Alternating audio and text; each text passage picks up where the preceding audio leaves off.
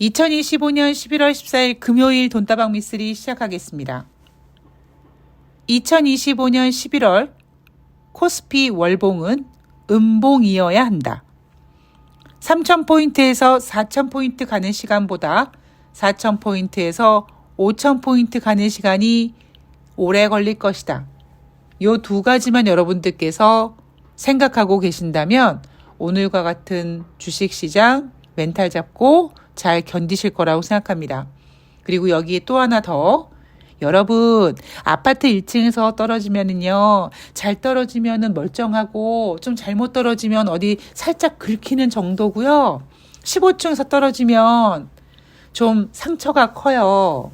이 이야기까지 같이 여러분들께서 생각하고 계신다면 아마 주식시장 불편하지 않으실 거라고 생각합니다.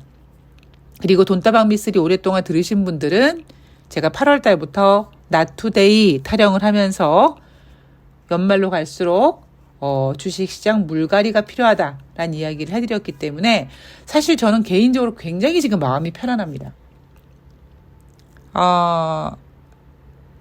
지수에 대한 이야기를 하시는 분들은 좀 민망할 수 있겠지만 저 같은 경우에는 종목을 보는 사람이고 지수가 이렇게 잡힘으로써 그동안 눌려왔던 바이오라든가 뭐 조선이라든가 이런 그 이슈를 가지고 있는 테마주 업종들이 움직이고 있고, 그리고 엔비디아를 주축으로 해서 쭉 한번 랠리를 만들어가는 뉴욕 증시를 따라가던 코스피 시장에서 소외됐던 개별 종목들이 나도 이제 좀 움직여 볼까 하고 기지개를 피고 있습니다.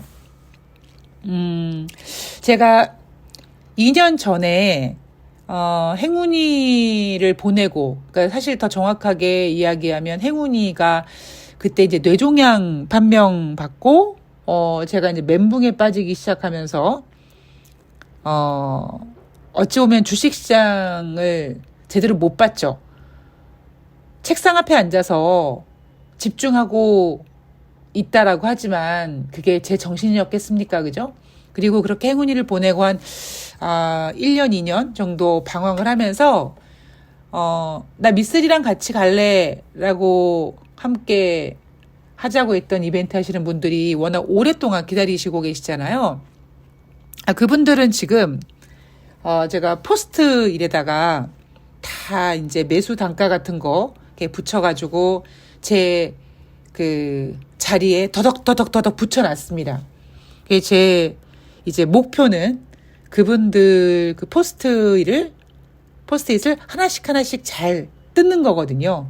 물론 수익을 내서 뜯는 겁니다. 그래서 얼마 전에 하나 뜯었고 또 이제 또 하나 뜯을 준비를 하고 있습니다. 개인적으로는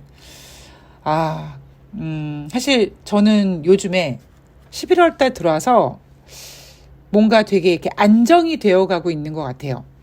뭔가 이렇게 주식에 대해서 약간 자신감도 좀 얻고 또 시황 같은 것도 또 잘 맞아가고 있고, 거기다가 기다리고 계신 분들에 대해서 또 책임지고 내가 이분들을 다 수익 내서 이 포스트잇을 다 뜯을 거야 라는 그 목표를 세워놓고 움직이니까 굉장히 제 개인적으로는 지금 현재 마음이 되게 평온한 상태인데, 주식하시는 분들은 아마 그렇지 못하실 겁니다. 특히 주린이 분들은 더 그러시겠죠. 지난번 4,000포인트 이탈했을 때 기관 투자자들이 외국인들 매물을 받아주면서 4,000포인트를 다시 만들어 놨단 말이에요. 만약에 다시 4,000포인트가 이탈이 되면 그때와 마찬가지로 또 기관들이 그렇게 매수를 하면서 4,000포인트를 어떻게든지 만들려고 할 겁니다. 그런 모습을 보면서 개인 투자자들은 거봐, 또 줍줍할 시간이 왔다니까, 주식은 이럴 때 줍줍해야 돼 하면서 들이대겠죠. 그런데 그때와는 달리, 즉 4,000포인트를 만약에 이탈했는데 바로 회복하지 못하고 좀 민기적 거린다든가, 여기에다가 뭐 미국이 갑자기 막 경기도나 얘기 나오고 막 이래서 막 이렇게 되면 이제 줍줍했어요 하는 분들이 조용해지실 겁니다. 제가 그랬죠. 사람이 태어나서 성장해서 한때 잘 나가다가 나이 먹고 결국은 죽고 이 인간의 사이클처럼 주식시장도 똑같은 사이클로 움직이는데 그 모습이 다 똑같습니다. 어떤 랠리가 형성됐을 때 그 랠리를 주도하는 주도주가 무엇인지 아니면 뭐 업종이 무엇인지 그게 예전 2011년도에는 OCI를 기점으로 해서 차화정이었는지 이번에 엔비디아를 기점으로 해서 조방원이었든지 여하튼 그렇게 한번 랠리가 만들어지면 끝이 옵니다. 그리고 그 랠리의 끝에는 그 랠리에 빛나던 그 종목이나 업종이 바둥바둥 거리죠. 제가 그 이야기 앞에서 계속 해드렸습니다. 자, 오늘 11월 13일 목요일 뉴욕 증시 마감 현황을 전해드리도록 하겠습니다. 자, 다우지수가 1.65% 하락, S&P 500이 1.66% 하락, 나스닥이 2.29% 하락했습니다. 최근 들어 뉴욕 증시의 움직임을 봤을 때는 좀 큰 폭의 하락이라고 볼 수 있고요. 뭐라 그럴까요? 제가 지수의 움직임은 방향성을 찾는다. 그래서 장중에게 변동성을 보인다. 뭐 이런 이야기를 해드렸는데 뉴욕 증시는 지금 뭐라 그럴까요? 힘든 상태입니다. 왜냐?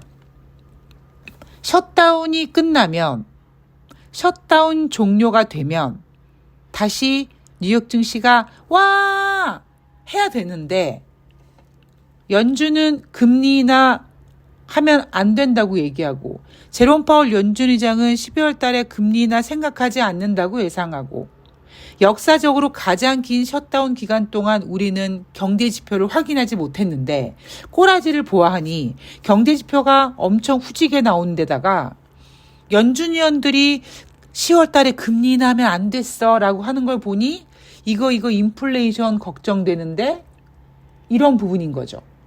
그리고 무엇보다 미국 국민들이 좀 과하게 연말에 인플레이션을 걱정해서 2025년 지금까지 열심히 물건을 미리 사댔다. 소비를 미리 했다. 그래서 올해 연말에 블랙 프라이데이를 앞두고 뭐 소비를 기대한다든가 뭐 산타랠리를 기대한다는 얘기가 조금 민망스러워질 수 있다. 그리고 또 하나 그렇게 미국 국민들이 인플레이션을 걱정하면서 미리 소비를 하다 보니 우리가 지금까지 2025년 10월 달은 우리가 소매 판매를 확인 못했습니다. 셧다운이다 보니까 9월 달까지 확인했던 미국의 소매 판매, 미국 경제가 좋아서 잘 나왔다고 했던 그 소매 판매 지표들에 약간 모순이 있는 게 아니냐라는 것들을 우리가 고려하면서 주식시장을 보도록 하겠습니다.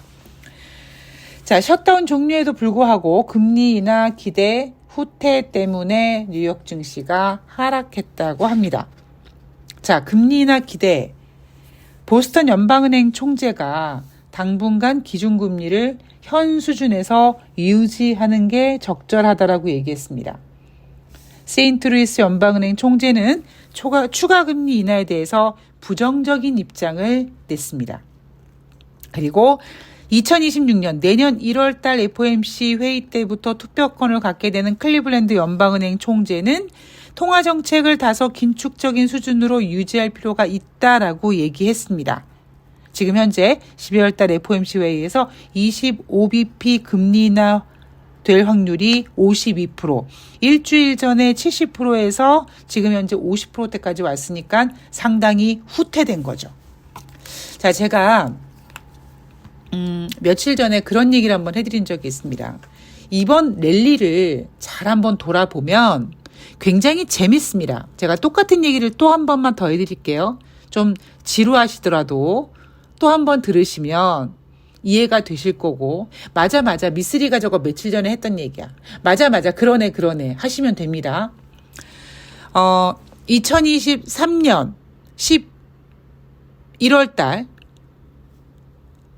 초에 10월 달 고용지표가 발표됐는데 그때 고용지표, 노동부에서 발표됐던 비농업자 고용자 지수가 예상보다 부진했습니다라고 했는데 부진했다고 해도 10만 명이 넘었을 때입니다. 그런데 그때부터 금리 인하 기대가 만들어지기 시작했어요. 그렇게 2024년 1월이 됩니다. 2024년 1월 2일 날 뉴욕 증시가 개장이 되자마자 애플의 매도 보고서가 나옵니다. 그러니까 미국 뉴욕 증시는 2023년 11월 달부터 자, 한번 랠리 한번 펼쳐봐야겠어 라고 딱 폼을 잡았는데 주도주를 한 마리 데리고 가려고 했더니 애플이 신통치가 않더라. 그러면 애플 말고 딴 거. 그래서 데리고 온 녀석이 뭐다? 엔비디아다. 그래서 2024년도 1년 동안은요. 엔비디아의 기대감과 연준의 금리 인하 기대감, 즉 기대감 이 세 글자로 증시를 끌어올렸던 한 해였습니다. 금리 인하 같은 경우에는요. 하다가 얼마만큼이었냐? 1년 8번 FOMC 회의에서 7번 인하를 할 것이다 라는 이야기가 나올 정도로 금리 인하 기대감이 상상 임신이 되어버렸던 상황이었습니다. 그렇게 끌어올렸던 작년 7월 고점을 찍고 코스피 같은 경우는 2896포인트를 찍고 갑자기 8월 달에 미국 뉴욕 증시는 경기 침체 우려가 뚝 튀어나옵니다. 그리고 9월 달에 50bp를 인하합니다. 이거 미국 경제 박살나는 거 아니야? 라고 하려고 했는데 2024년 11월 달에 대선이 있다 보니까 대선에 대한 기대감으로 그래도 트럼프가 미국 대통령인데 설마 미국을 위해서 뭔가 하겠지라는 기대감이 다시 만들어지면서 2025년까지 끌고 온 겁니다. 그리고 올해 트럼프가 대통령 당선이 됐고 당선되면서 관세 전쟁을 시작을 했죠. 진짜 힘들었던 때가 언제입니까? 4월 달이에요. 4월 달에 중국을 대상으로 100% 관세를 때렸는데 중국이 쉬지도 않고 바로 맞받아쳐서 똑같이 관세를 부과했고 뉴욕 증시가 크게 출렁거렸습니다. 그게 트럼프가 쫄아가지고 그때부터 어떤 악재를 내놓으면 주 후반에 넣어놓고 다음 주 초에 수습하고 있는 패턴을 계속 보였다고 했습니다. 여러분 잊어버리시면 안 돼요. 무디스가 지금 미국의 신용등급을 강등한 상태입니다. 그렇게 지금 현재 2025년 11월 달까지 끌고 왔어요. 자, 제가 지금 이 얘기를 왜 또 해드리겠습니까? 지금 미국은요, 이렇게 랠리를 끌어온 그 에너지는 결국 금리 인하 기대감이에요. 물론 금리 인하를 했습니다. 안 한 건 아니에요. 그런데 우리가 2024년도 1월 달에 상상 임신처럼 했던 8번의 연준회의에서 7번씩이나 금리 인하 할 거라는 그 엄청난 금리 인하 기대감의 욕구를 다 채워주지 못하고 있단 말이에요. 그러니까 그나마 지금은 신라처럼 그래 10월 달에 연준이 인하했으니까 12월 달도 하겠지. 지금 이거 가지고 버티고 있는 거잖아요. 문제는 10월 달에 연준이 금리 인하를 하긴 했는데 인플레이션 지표가 지금 예사롭지 않단 말이에요. 그래서 10월 달 FOMC 회의가 끝난 다음에 연준 위원들이 무슨 얘기를 합니까? 그 10월 달에 금리 인하하면 안 되는 거였어. 이런 얘기를 하고 있습니다. 지금 투자자들은 9월 달부터 10월 달 25bp 금리 인하는 완전히 기정사실에 놓고 12월 달 FOMC 회의에서 금리 인하 하겠지라는 생각으로 지금 끌고 왔는데 분위기가 전혀 상반되게 움직이고 있단 말이에요. 뉴욕 증시가 지금 불안불안해요. 그래서 셧다운이 끝나면 증시가 올라간다? 제가 안 그럴 거라고 얘기했잖아요. 그리고 생각해보세요, 여러분, 냉정하게. 자, 셧다운 기간이 꽤 길었습니다. 한 달 넘었어요. 역사적으로 가장 큰 셧다운 기간이었어요. 그 사이에 미국 경제 지표가 훼손되지 않았겠습니까? 그럼 그 훼손된 경제 지표가 또 반영이 되겠죠. 이미 인플레이션 지표는 상승했고 이미 미국의 고용 지표는 야, 저거 진짜 저 따위를 저걸 고용 지표라고 발표하냐? 라고 할 정도로 엉망진창의 고용 지표가 발표되고 있는데 셧다운 기간 동안 엉망진창이었던 고용 지표가 이제 또 새롭게 발표될 거라고요. 그러면 12월 달 얼마 남지 않았거든요. 이제 한 달이 안 남았습니다. 그러면 12월 달 만약에 연준이 금리 인하를 꼭 해야 될 것 같아. 안 하면 안 될 것 같아. 그럴 때 필요한 게 뭐겠습니까? 미국의 경기 침체입니다. 아마 트럼프는 인정하지 않고 가려고 할 거예요. 뭔 소리야? 미국 경제가 얼마나 좋은데 내가 일본이랑 한국 비롯해서 딴 나라 가서 삥 뜯어온 게 얼만데 이렇게 얘기하면서 미국 경제 침체를 인정하지 않으려고 할 겁니다. 경기 침체를 인정하지 않으려고 하면 연준은 금리 인하 안 할 거고요. 연준의 금리 인하하지 않으면 굉장히 골 때리는 증시가 2026년에 펼쳐질 겁니다. 그러니까 저는 솔직히 모르겠어요. 그러니까 저는 일단 증시가 11월 달이나 12월 달 혹은 1월 달에 크게 한번 물갈이 될 거라고 얘기했잖아요. 일명 수족관 청소라고 할 거라고 얘기하지 않았습니까? 어떻게 될지야 모르죠. 그러니까 주식은요. 사실 전망한다는 건 굉장히 어렵잖아요. 변수가 많으니까. 대신 저 같은 경우에는 계속 과거 데이터를 복귀하고 그 데이터에다가 현재 경제 지표를 계속 업그레이드를 하다 보니까 저에게는 누적 데이터라는 거를 계속 지금 반영하고 있는 거거든요. 그러니까 그랬을 때 당연히 이런 그림이 나와야 되는 것이다. 물론 뭐 약간 변수는 있겠지만 그건 또 주식시장에서 펼쳐지는 일이니까 또 그때 가서 대응을 하되 제가 주식시장을 읽는 방법은 마냥 아이고 코스피가 뭐 12월 달 안에 되겠어요. 5,000포인트 되겠어요. 이런 그 무모한 전망이 아니라는 거죠. 주식 올라갈 때 더 갈 거라고 소리 지르고 주식 빠질 때 더 빠지라고 얘기하는 게 아니라 이런 데이터와 과거 데이터를 복귀하는 과정에서 앞에 그림이 그려지는 거예요. 왜 우리가 그렇잖아요. 제가 가끔씩 숙제 얘기하잖아요. 에이, 밀린 숙제를 하지 않아서 나중에 저거 힘들겠네. 그 이야기가 왜 나오겠습니까? 에휴, 쟤네 이런 경제를 가지고 이런 경제 지표 이런 상황을 가지고 이렇게 했어야 되는데 이거 안 했으니까 저거 나중에 저거 골치 아프겠네. 이런 방법으로 뉴욕 증시를 풀어나가고 있는 거거든요. 그렇기 때문에 여러분들께서도 그러니까 저는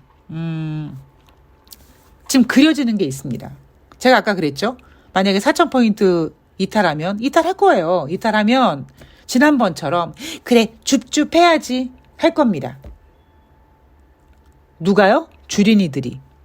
그런데 그때 4,000포인트 깨졌을 때와 이번에 4,000포인트가 깨질 때의 상황이 조금 다릅니다.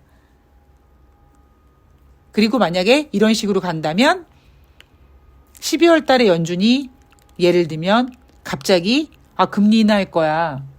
대신 25bp 할 거야. 라고 해도 뉴욕 증시는 크게 반응하지 않을 수 있어요. 왜냐? 지금 AI 버블 논란이 있기 때문입니다. 그러니까 여러분들이 이런 걸 한번 생각하셔야 돼요. 제가 며칠 전에 그런 얘기 해드렸잖아요. 기업에다가 정부 지원금, 오픈 AI가 인프라 설비 투자하는데 정부 보증을 바라고 있다.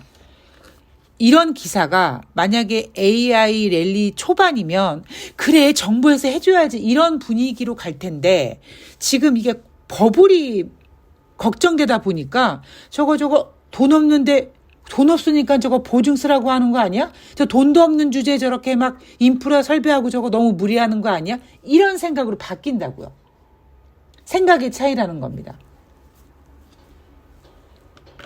어떤 청취자님께서 알았어, 미쓰리. 그러니까 또 한 번 빠진다는 거 아니야? 라고 댓글을 달아주셨는데, 예, 빠지겠죠. 예, 물갈이 돼야 됩니다. 물갈이 확실하게 돼야 됩니다. 저는 되게 못된 이야기를 하나 또 한 번 해드릴게요. 아니, 정말 아무나 막 그냥 돈 있다고 막 주식시장에 들어와서, 나 삼성전자를 얼마 벌었고, 뭐, SK 하이닉스를 얼마 벌었어. 나 떼부자 됐어. 라고 한다면, 저는 너무 불쌍하지 않습니까? 예. 저처럼 정말 영혼을 갈아 넣고 청춘을 갈아 넣어서 주식시장에서 이렇게 돈 벌려고 애쓰고 있는데 그렇게 쉽게 돈 버는 분들이 생긴다면 저 같은 사람은 되게 불쌍하잖아요. 세상은 공평합니다. 네. 제가 그랬죠. 주식에서 주식 투자란 증권 계좌의 빨간색이 주식 투자가 아닙니다. 예, 이익 실현을 해야 주식 투자가 되는 겁니다. 자, 오늘 눈다방 미쓰리 여기서 마무리할 거고요. 제가 지금 어제 목소리가 왜 그런가 했더니 목감기, 몸살 감기가 좀 걸린 것 같습니다. 자, 여러분 화이팅 하시고요. 다시 말씀드리지만 여러분들이 그동안 경험하셨던 2025년도에 지금까지 주식시장과는 조금 또 다른 색깔의 주식시장을 경험하게 되실 겁니다. 저에게는 굉장히 우호적일 거라고 생각하고 있고요. 이벤트 하시는 분들, 제가 아까 목표를 말씀드렸으니까, 그리고 진행 중이니까 지치지 말고, 예, 잘 기다려 주시면, 다른 사람들 곡소리 나는 동안에 여러분들은 나 돈 벌었어 하고 조용히 웃으시게 될 겁니다. 자, 제가 약속드리고요. 저 오늘 방송에서 마치고 저는 내일 아니면 혹시 몸이 안 좋으면 일요일 날 다음 주 뉴욕 증시까지 포함해서 또 좋은 내용으로 여러분들께 내용 전해드리도록 하겠습니다. 자, 건강관리 잘 하시고요. 좋아요 좀 눌러주시고요. 네, 저는 다음 방송에서 뵙도록 하겠습니다. 고맙습니다.